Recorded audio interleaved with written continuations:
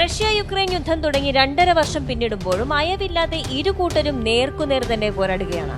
ആധുനിക രീതിയിലുള്ള വിവിധ ആയുധങ്ങൾ ഇരു രാജ്യങ്ങളും ഉപയോഗിക്കുന്നുമുണ്ട്.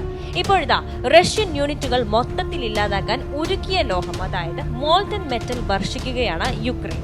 2 ലോക മഹായുദ്ധ സമയങ്ങളിലും ഉപയോഗിച്ചിരുന്ന യുദ്ധത്തിൽ ഭയാനകമായ ഫലമുണ്ടാക്കാൻ ഉപയോഗിച്ച ഒരു യുദ്ധോപകരണത്തിന്റെ ആധുനിക പതിപ്പ് റഷ്യയ്ക്ക് മേൽ പ്രയോഗിക്കാനാണ് യുക്രൈൻ ശ്രമിച്ചത്. Thermite incendiary bombs. ഡ്രോൺ തൊടുക്കുമ്പോൾ പ്രദേശത്തുള്ള മരങ്ങളിൽ തീപിടിച്ച് അവ കത്തിനശിക്കുകയും സൈനിക വാഹനങ്ങൾ അടക്കമുള്ളവ കത്തിനശിക്കപ്പെടുകയും ചെയ്യുന്നതിനാൽ യുക്രൈൻ വർഷിക്കുന്ന ഈ ഡ്രോണുകൾക്ക് കൊടുത്തിരിക്കുന്ന പേരാണ് തെർമൈറ്റ് ഇൻസെൻഡിയറി ബോംബ്സ് അഥവാ തീ തുപ്പുന്ന ബോംബുകൾ. വിവിധ ചാനലുകളിലൂടെ യുക്രൈൻ വിന്യസിച്ച ഈ തീ തുപ്പുന്ന ഡ്രാഗൺ ഡ്രോണിന്റെ ദൃശ്യങ്ങൾ പുറത്തു വന്നിട്ടുണ്ട്. വളരെ ഉയർന്ന ഊഷ്മാവിൽ കത്തുന്ന അലുമിനിയം പൊടിയുടെയും അയൺ ഓക്സൈഡിന്റെയും മിശ്രിതമാണ് താഴ്ന്നു പറക്കുന്ന ഡ്രോണിൽ നിന്ന് വീഴുന്ന തെർമൈറ്റിൽ എന്നാണ് റിപ്പോർട്ടുള്ളത്. കോർനെ ഗ്രൂപ്പ് എന്ന പേരിലുള്ള ഒരു ടെലിഗ്രാം ചാനലാണ് ഈ ഡ്രോണിന്റെ ദൃശ്യങ്ങൾ പങ്കിട്ടിരിക്കുന്നതും.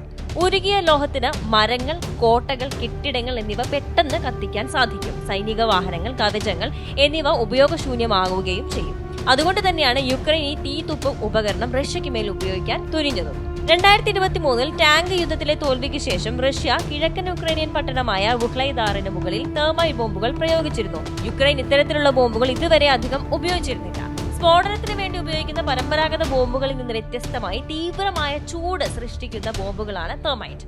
വെൽഡിംഗ്, സ്റ്റീൽ, ഇരുമ്പ്, റെയിൽവേ ട്രാക്കുകൾ എന്നിവയിൽ ഇത് വ്യാപകമായി ഉപയോഗിക്കുന്നുണ്ട്. 1-ാം ലോക മഹായുദ്ധ സമയത്ത് ജർമ്മനിയും സഖ്യസേനയും തങ്ങളുടെ എതിരാളികൾക്കെതിരെ അത്തരം യുദ്ധോപകരണങ്ങൾ ഉപയോഗിച്ചിരുന്നതായി റിപ്പോർട്ടുമുണ്ട്. അതിനുശേഷം ആ ഉപയോഗം വ്യാപകമായപ്പോൾ 1970കളിൽ തീപിടുത്തമുണ്ടാക്കുന്ന ആയുധങ്ങളുടെ പ്രശ്നം പരിഹരിക്കാനുള്ള ശ്രമങ്ങൾ ആരംഭിച്ചു. 1972 UN ജനറൽ അസംബ്ലി തീപിടുത്തമുള്ള ആയുധങ്ങളെ ഭീകരതയോടെ വീക്ഷിക്കുന്ന ആയുധങ്ങളുടെ ഒരു വിഭാഗം എന്ന് പരാമർശിക്കുന്ന ഒരു പ്രമേയം അംഗീകരിക്കുകയും ചെയ്തു. ഇത്തരത്തിലുള്ള ആയുധങ്ങളുടെ ഉപയോഗം സാധാരണ ജനങ്ങളുടെ ജീവനും അപകടത്തിലാക്കുകയാണ് എന്ന് പറഞ്ഞാണ് അവയ്ക്ക് നിരോധനം ഏർപ്പെടുത്താൻ ശ്രമിച്ചിരുന്നത്.